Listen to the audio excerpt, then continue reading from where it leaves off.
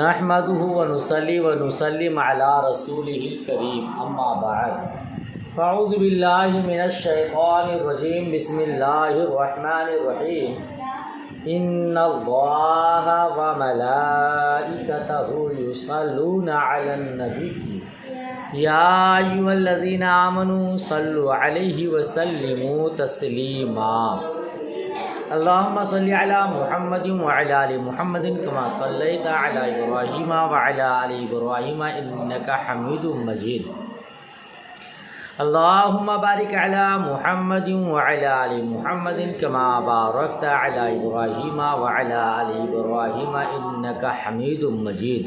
آپ محترمات بھی پڑھیے, حصول برکت کے لیے ہو رہا ہے یہ سب. اللہم رب اشرح لی صدری ویسر لی امری واحلل عقدۃ من لسانی یفقهوا قولی. اللہم رب یسر ولا تعسر وتمم بالخیر وبک نستعین. یا فتاح یا فتاح یا فتاح ربی زدنی علما ربی زدنی علما ربی زدنی علما. بسم اللہ الرحمن الرحیم. باب الماء الذي يغسل به شعر الانسان وكان عطاء لا يروى به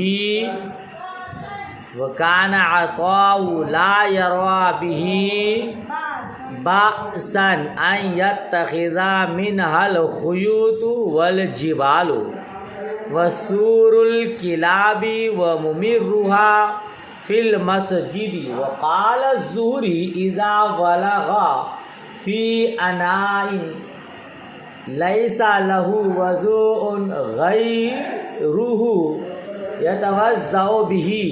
وقال سفيان هذا الفقه بعينه لقول الله عز وجل فلم تجدوا ماء فتيمموا وهذا ماء وفي النفس منه شيء يتوضأ به ويتيمم.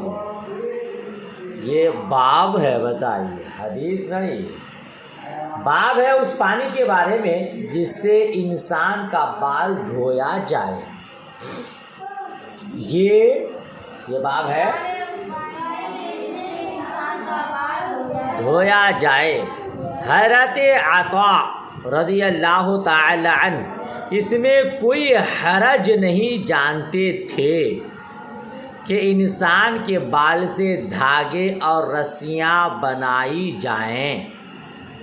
یہ حضرت عطا اس میں کوئی حرج نہیں جانتے تھے کہ انسان کے بال سے دھاگے اور رسیاں بنائی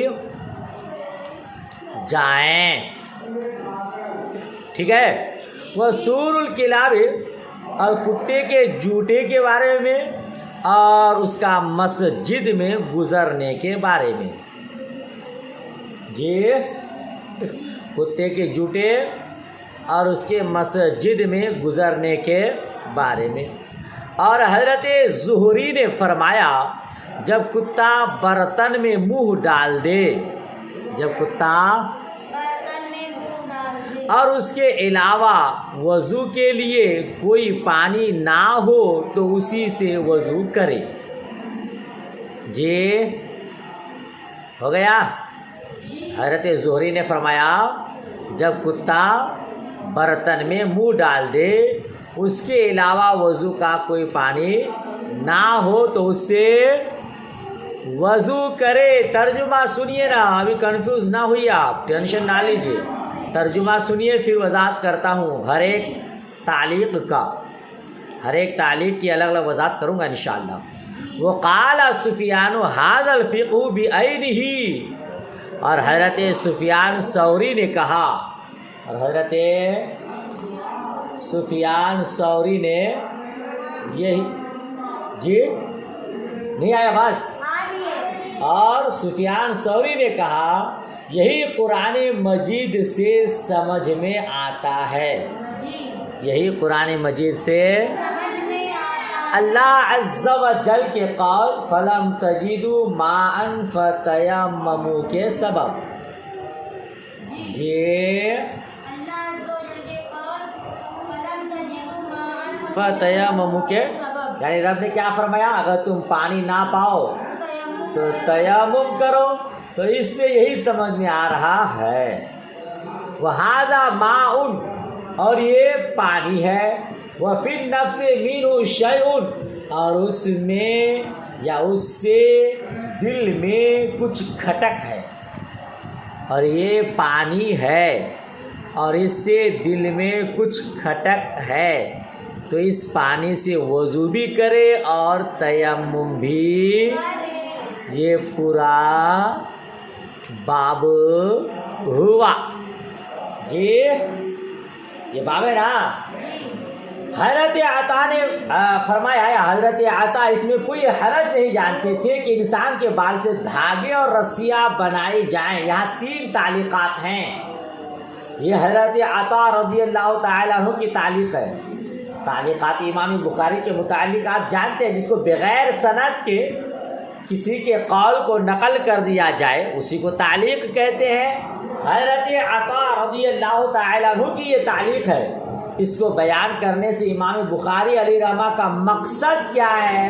امام بخاری علیہ رحمہ اس سے بتانا یہ چاہتے ہیں، یعنی امام شافعی رحمۃ اللہ تعالی علیہ کا رد کرنا چاہتے ہیں۔ یہ امام شافعی رحمۃ اللہ تعالی علیہ انسان کے بال کو جسم سے جدا ہونے کے بعد ناپاک کہتے ہیں۔ یہ آپ کے سر مبارک پر، جسم اطہر پر بال ہیں، جب تک ہے پاک، جب گر گئے تو ناپاک۔ کون کہتے یہ؟ امام شافعی رحمۃ اللہ تعالی علیہ۔ تو امام بخاری علیہ رحمہ اس کو رد کر رہے ہیں کہ اگر انسان کا بال ناپاک ہوتا تو اس سے دھاگے اور رسیاں بنانا جائز نہ ہوتا، اور ان سے نفع حاصل کرنا بھی درست۔ احناف کا مذہب یہ ہے کہ انسان کا بال جسم سے جدا ہونے بلکہ انسان کے مرنے کے بعد بھی پاک رہتا ہے جی، اور صرف انسان ہی نہیں بلکہ ہر جانور سوائے خنزیر کے، ہر جانور سوائے اس کا بال کیا ہے؟ پاک ہے۔ سمجھ رہے ہیں؟ اسی طرح ہر وہ چیز جس میں خون نہیں ہوتا، جیسے ہڈی ہے، سینگ ہے، پٹھے ہے، دانت ہے، کھر ہے، اون ہے، پر وغیرہ ہے، یہ سب میں خون نہیں ہوتا ہے، لہذا جانور کے مرنے کے بعد بھی یہ چیزیں پاک ہوتی ہیں۔ اور امام مالک رحمۃ اللہ تعالی علیہ فرماتے ہیں اون اور پر اور بال پاک ہے، بقیہ دوسری چیزیں جیسے سینگ ہے، ہڈی ہے، پٹھے ہے، دانت ہے، کھر ہے، یہ ناپاک ہے۔ یہ کون کہتے ہیں؟ حضرت امام مالک رحمۃ اللہ تعالی، حضرت امام مالک رحمۃ اللہ تعالی علیہ اون پر بال کو پاک مانتے ہیں، کہتے ہیں، اور بقیہ چیزوں کو ناپاک مانتے ہیں جی، یعنی ہڈی وغیرہ ہے اس کو کیا مانتے ہیں؟ وہ ناپاک مانتے ہیں۔ اور ہمارے یہاں ہر وہ چیز جس میں خون نہیں ہے وہ اس کے موت کے بعد بھی۔ امام شافعی رحمۃ اللہ تعالی علیہ کی دلیل کیا ہے؟ امام شافعی رحمۃ اللہ تعالی علیہ کی دلیل یہ ہے کیونکہ ان تمام چیزوں میں زندگی ہوتی ہے جی، بال میں حیات نہیں ہے، بال میں زندگی نہیں ہے تو پھر وہ بڑھتا کیسے ہے جی؟ بڑے بڑے بالوں والی بال بڑھتا کیسے ہے؟ زندگی ہے تب نا۔ آپ کا ناخن کیسے بڑھتا ہے جی؟ سینگ کیسے بڑھتی ہے؟ زندگی ہوتی ہے۔ تو امام شافعی رحمۃ اللہ علیہ فرماتے ہیں کیونکہ ان تمام چیزوں میں زندگی ہوتی ہے اسی لیے موت بھی ہوگی جی، کل نفس ذائقۃ الموت۔ ہر ذی روح کو، ہر جاندار کو موت کا مزہ چکھنا ہے۔ جب ان تمام چیزوں میں جان ہوتی ہے، زندگی ہوتی ہے، تو موت بھی واقع ہوگی، اور مرنے کے بعد سب چیزیں ناپاک ہو جاتی ہیں۔ یہ موت سے جاندار ناپاک ہو جاتا ہے، اس لیے یہ چیز بھی ناپاک ہو گئی۔ کون کہتے ہیں یہ؟ امام شافعی رحمۃ اللہ تعالی علیہ۔ اور احناف کی دلیل یہ ہے کہ ناپاک کرنے والی چیز بذات خود موت نہیں ہے، یہ موت بنفس نفیس بذات خود ناپاک نہیں، بلکہ دم مسفوح کا رک جانا یہ ناپاک کرتا ہے۔ جی اس کو سمجھیے آپ، جانور اگر مر جائے تو وہ ناپاک ہے اور اس کا گوشت کھانا حرام ہے، لیکن جب ذبح شرعی کر دی جاتی ہے، جانور کو ذبح کیا جاتا ہے، تو اس کے بعد بھی جانور مردہ ہوتا ہے کہ نہیں؟ ذبح کر دیے تو اس کے اندر اب تک جان ہے کہ وہ جانور مر گیا، موت طاری ہو گئی، اب ایسے ہی مر جائے تو اس کا کھانا حرام، وہ جانور ناپاک۔ لیکن جب ذبح شرعی کے بعد وہ مر جائے تو اس کا کھانا حلال۔ وجہ کیا ہے؟ وجہ یہ ہے، حکمت غامضہ یہ ہے کہ اس کے اندر جو دم مسفوح تھا، بہنے والا خون، ناپاک خون تھا، ذبح شرعی کے بعد وہ ناپاک خون اس کے جسم سے بہہ کر نکل گیا، ناپاکی نکل گئی، پاک ہو گیا، کھانا حلال ہو گیا۔ اور بغیر ذبح کے مر جائے تو اس کا کھانا حرام اور وہ ناپاک۔ کیا سمجھ میں آیا کہ موت ناپاکی نہیں ہے، بلکہ اس کے اندر جو دم مسفوح ہے، بہنے والا خون ہے، وہ ناپاک ہے، اس کی وجہ سے مرنے والا ناپاک ہو جاتا ہے۔ سمجھ شریف میں بات آئی؟ تو احناف کہتے ہیں کہ موت ناپاک نہیں ہے، بلکہ دم مسفوح کا رک جانا یہ ناپاک ہے۔ لہذا جسم کے جن حصوں میں خون رک گیا وہ حصے ناپاک ہو گئے، اور جن چیزوں میں خون ہوتا ہی نہیں، جی یہ بال ہے، یہ ناخن ہے، یہ کھر ہے، یہ دانت ہے، یہ سب ہڈی ہے، اس میں خون ہے ہی نہیں، لہذا یہ مرنے کے بعد بھی پاک ہی ہے۔ یہ اتنا مسئلہ سمجھ میں آ گیا؟ ابراہیم نے کہا ہے اور امام مزنی نے کہا ہے کہ امام شافعی رحمۃ اللہ تعالی علیہ اپنے اس قول سے رجوع فرما چکے ہیں۔ اس قول سے آدمی کا بال پاک ہے، اس کے قائل ہو گئے۔ جی کیا ہو گئے؟ پہلے کہنا کہ ناپاک ہے، اس سے رجوع کر لیے اور طہارت کے قائل ہو گئے۔ بات سمجھ شریف میں آ گئی؟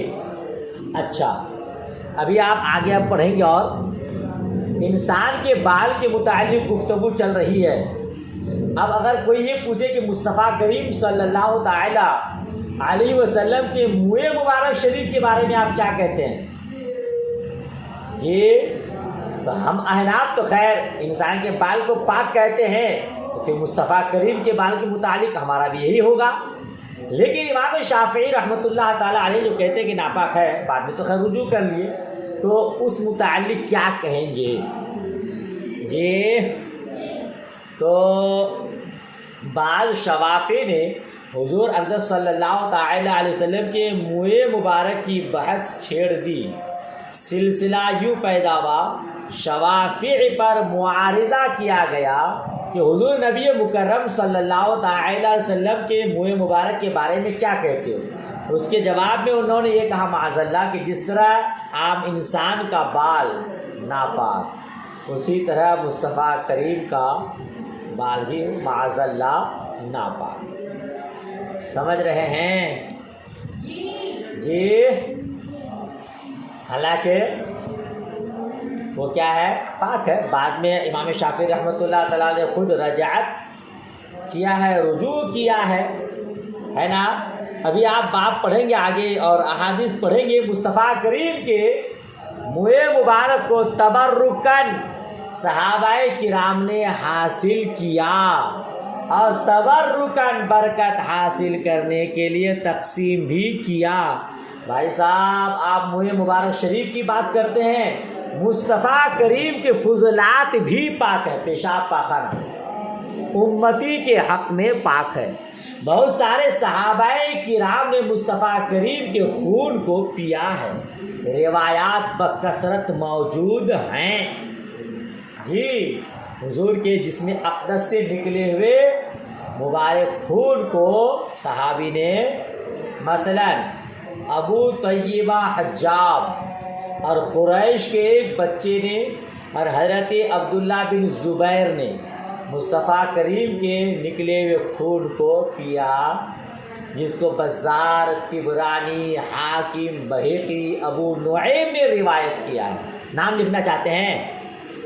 ابو طیبہ حجاب اور قریش کے ایک بچہ نے اور حضرت عبداللہ ابن زبیر نے، ان صحابہ کرام نے مصطفیٰ کریم کے جسم اطہر سے نکلنے والے خون کو، اور یہ بھی ایک روایت ہے کہ حضرت علی رضی اللہ تعالی عنہ نے بھی پیا ہے۔ جی ام ایمن رضی اللہ تعالی عنہ نے مصطفیٰ کریم کے بول مبارک کو بھی پیا ہے۔ سمجھ رہے ہیں؟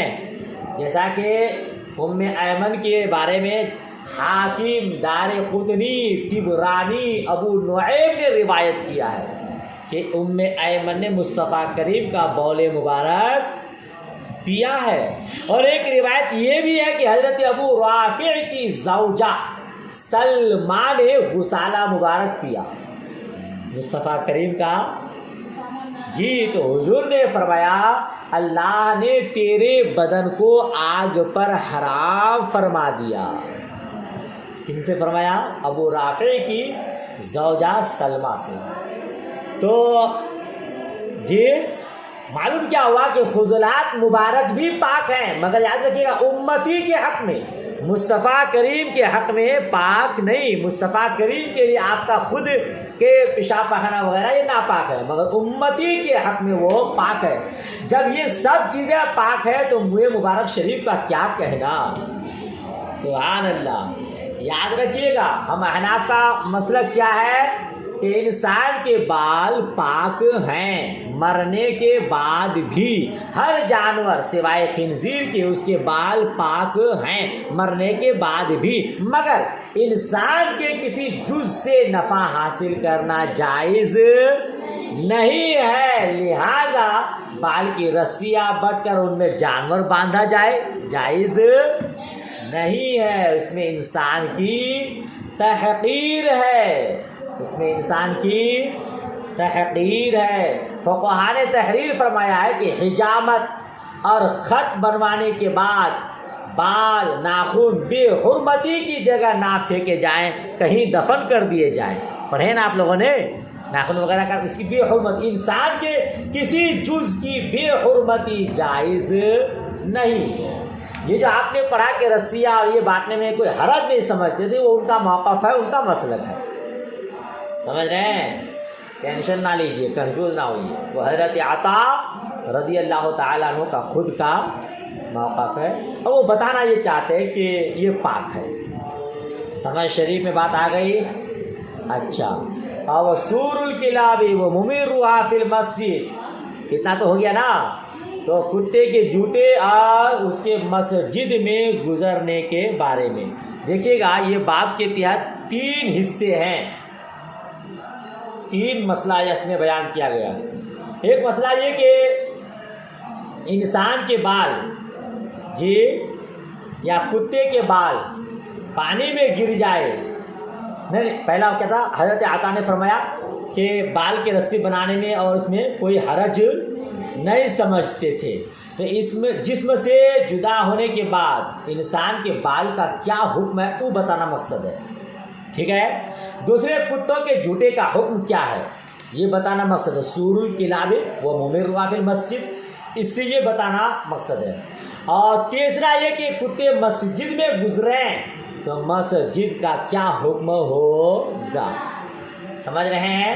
اس تیسرے جز کا حاصل ہوا کہ کتے کا بال جسم سے جدا ہونے کے بعد نیز اس کا جسم پاک ہے ناپاک نہیں ہے۔ ان کو کیا کہتے ہیں باب سے مناسبت کیا، باب سے اچھا یہ ان کا قول بھی پڑھ لیجئے۔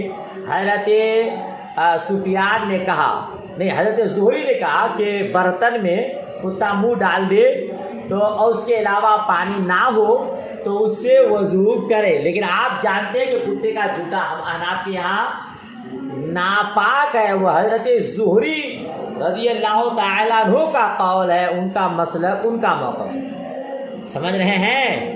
ہم احناف کے یہاں کتے کا جوتا ناپاک ہے، اگر منہ ڈال دے تو کیا ہو جائے گا؟ ناپاک ہو جائے گا، اس سے وضو کرنا جائز نہیں ہوگا۔ اس باب سے یہ سمجھ میں آیا کہ امام بخاری کی رائے کیا ہے۔ امام بخاری کی رائے یہی ہے کہ کتے اور انسان جو نجس العین نہیں ہے اس کے بال پاک ہیں، زندگی میں بھی اور مرنے کے بعد بھی، سمجھ رہے ہیں؟ اچھا، احناف اور جمہور کا مذہب یہ کہ یہ سب پاک ہے نا۔ امام شافعی رحمۃ اللہ تعالیٰ علیہ کا یہ موقف کہ جدا ہونے کے بعد وہ ناپاک ہے، اور امام مالک رحمۃ اللہ علیہ کتے کے جوتے کو پاک مانتے ہیں۔ کیا مانتے ہیں؟ ہاں، یہ الگ الگ امام زہری کی وہ رائے ہے، حضرت عطا کی وہ رائے ہے، مگر ہم احناف کے یہاں کتے کا جوتا ناپاک ہے، انسان اور ہر جانور کا سوائے خنزیر کے اس کا بال پاک ہے۔ دیکھیے آگے والی حدیث، اتنا ہو گیا۔ حدثنا مالک بن اسماعیل قال حدثنا اسرائیل عن عاصم عن ابن سیرین قال قلت لعبیدۃ، عبیدۃ اوپر لکھا کل قبیلہ، کا قبیلہ، قبیلہ کی وزن پر عبیدہ، ہم لوگ عبیدہ پڑھتے ہیں، مشہور وہی ہے عرف میں، لیکن اصل تلفظ کیا ہے لغت عبیدہ۔ قلت لعبیدۃ عندنا من شعر النبی صلی اللہ تعالی علیہ وسلم اصبناه من قبل انس او من قبل اہل انس فقال لان تكون عندي شعرة منه احب الی من الدنیا وما فيها۔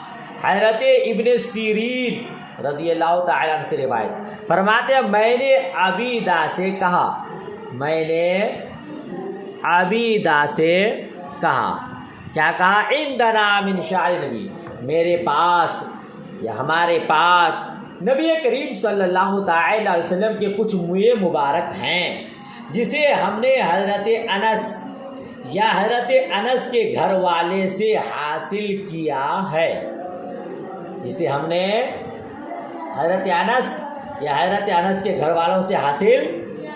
عبیدہ نے کہا حضور اقدس صلی اللہ تعالی علیہ وسلم کا ایک منہ مبارک میرے پاس ہو، یہ مجھے دنیا کے تمام چیزوں سے زیادہ محبوب ہے، پسندیدہ ہے۔ سبحان اللہ، صحابی رسول کا عقیدہ دیکھیے۔ آج ہم تبرکن مصطفیٰ کریم کے منہ مبارک شریف کی زیارت کرتے ہیں، اپنے گھروں میں سجائے رکھتے ہیں، تو بد مذہبوں کے پیٹ میں درد ہونے لگتا ہے، طرح طرح کی باتیں کرتا رہتا ہے۔ یہ مبارک شریف کہاں سے آ گئے؟ اس کو تعظیم مقصود نہیں ہے، توہین مقصود ہے، اسی لیے وہ طرح طرح کے شیطانی حربے اور شیطانی ذہن کا استعمال کرتا ہے۔ ارے جب اللہ تبارک و تعالیٰ فرعون کی لاش کو، جس نے خدائی کا دعویٰ کیا، خدا ہونے کا دعویٰ کیا، اس کے لاش کو آج تک محفوظ رکھا ہے، تو کیا مصطفیٰ کریم کے منہ مبارک شریف کو محفوظ نہیں رکھ سکتا؟ سوچنے والی بات ہے۔ آج بھی ہے نا فرعون کی لاش موجود، آج بھی ہے، اس نے خدا کا دعویٰ کیا کہ میں خدا ہوں۔ حضرت موسیٰ علیہ السلام سے اس نے مخالفت کی، دشمنی کی، ہے نا، پھر بھی اللہ تبارک و تعالیٰ نے عبرت کے طور پر اس کی لاش کو، جی تو ہم عقیدت مندوں کے لیے اللہ تبارک و تعالیٰ اپنے محبوب پاک کے منہ مبارک کو محفوظ کیوں نہیں رکھ سکتا؟ قرنن بعد قرن نسلن بعد نسل یکے بعد دیگر منتقل ہوتے ہوتے آج بھی ہے۔ صحابہ رسول فرماتے ہیں کہ اگر ایک منہ مبارک شریف میرے پاس ہو تو دنیا کی تمام چیزوں سے زیادہ مجھے محبوب ہے۔ جی ٹائم ہو رہا ہے، کیا ہو گیا؟ ہاں تو یہ ہمارے پاس ہے نا بال منہ مبارک شریف۔ اس کا مطلب کیا تھا؟ امام بخاری کا مقصود اس حدیث کے لانے سے یہ ہے کہ ان احادیث سے ثابت حضور اقدس صلی اللہ تعالی علیہ وسلم کے منہ مبارک سر اقدس سے جدا ہونے کے بعد بھی پاک ہے۔ اگر وہ پاک نہ ہوتے تو حضور نبی مکرم صلی اللہ تعالی وسلم انہیں حضرت ابو طلحہ کو نہ دیتے اور تقسیم نہ فرماتے، اور نہ صحابہ کرام تبرکن رکھتے، اور نہ عبیدہ یہ تمنا کرتے کہ ایک منہ مبارک میرے نزدیک دنیا و ما فیہا سے زیادہ محبوب ہے۔ جب حضور نبی مکرم صلی اللہ تعالی وسلم کے منہ مبارک پاک تو تمام انسان کے بال بھی جی۔ اور ان سے یہ مسائل سمجھ میں آئے کہ حضور نبی مکرم صلی اللہ تعالی علیہ وسلم کے منہ مبارک کو برکت حاصل کرنے کے لیے رکھنا درست ہے، باعث نجات ہے۔ اس کے علاوہ بہت سی احادیث میں اس کی عظمت اور فضیلت بیان کی گئی ہیں۔ آپ نے سنا ہوگا حضرت خالد بن ولید رضی اللہ تعالی عنہ کچھ منہ مبارک اپنی ٹوپی میں رکھتے تھے، اور اس منہ مبارک کی برکت سے آپ فتح یاب ہو جاتے تھے، ہے نا۔